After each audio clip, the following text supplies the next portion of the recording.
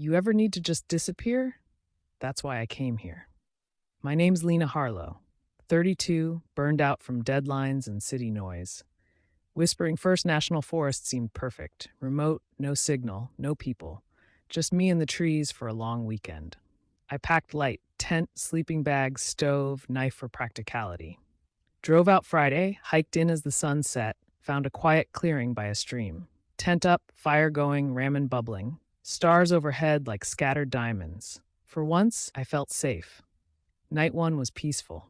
Owls, wind, the stream murmuring, I slept deep. But around 3 a.m., something woke me. A snap, sharp, deliberate.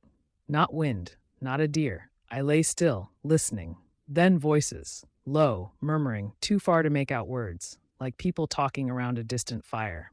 I told myself, other campers? Hikers? But the map said this section was empty, no trails nearby. I unzipped the flap an inch. Moonlight showed nothing but trees. The voices faded. I zipped up, heart racing, but eventually drifted back to sleep. Morning felt normal. Coffee, birds, sunlight filtering through furs. I shook off the unease, probably paranoia from being alone. Decided to explore a faint game trail deeper in. The forest was gorgeous, mossy logs, wildflowers, the air thick with pine. About a mile in, I found it. A small clearing with bones. Animal bones, sure, but too many.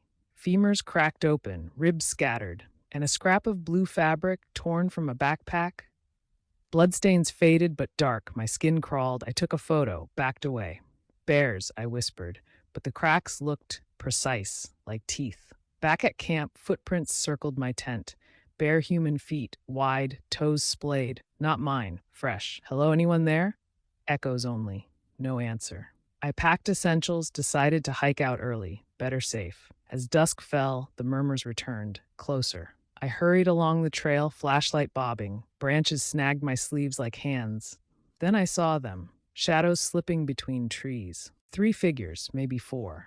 Gaunt silhouettes, moving low and fast. Eyes catching my light for split seconds, reflective, hungry. Fresh, alone. My blood turned to ice. Cannibals. The word lodged in my throat. I ran, tripped on roots, knees bleeding. They pursued. Silent footsteps, occasional chuckles like hyenas. I veered off trail, hoping to lose them in thick brush. Hid in a hollow beneath a fallen log. They passed close, bare feet padding, sniffing the air. Smells sweet. One rasped, voice cracked and wet. I bit my lip to keep from screaming. They moved on. I waited hours, shivering. Emerged at dawn, disoriented. My compass spun uselessly, maybe interference, maybe panic. I followed the stream downhill, praying it led to the access road. Days blurred, scavenging berries, drinking muddy water, always moving, always hearing them. Whispers in the wind, run, little one. Footprints appeared ahead, like they were hurting me. On the 3rd night, cornered near a ravine, they closed in, faces pale and hollow, clothes ragged, teeth bared in grins. A woman led them, wild hair, scarred cheeks. Come join us, she crooned. We're family now. I fought, slashed with my knife, kicked, screamed. Drew blood. One howled, clutched his arm. They backed off, but circled, waiting for me to weaken. Exhaustion hit hard. I stumbled through darkness, legs like lead. Then, miracle. A break in the trees. Pavement. An old logging road, cracked and overgrown but real. Headlights in the distance, faint, approaching. A vehicle. I waved frantically, sobbing. Help, please. You okay, miss? You look like hell. Lost my way. People chasing me. Please, just get me out. Hop in. Nearest town's 30 miles. Rangers can help. Name's Harlan. Hike these woods a lot. Seen folks get turned around before. I nodded, too tired to talk. We drove in silence for minutes. You see anything strange out there? Shadows.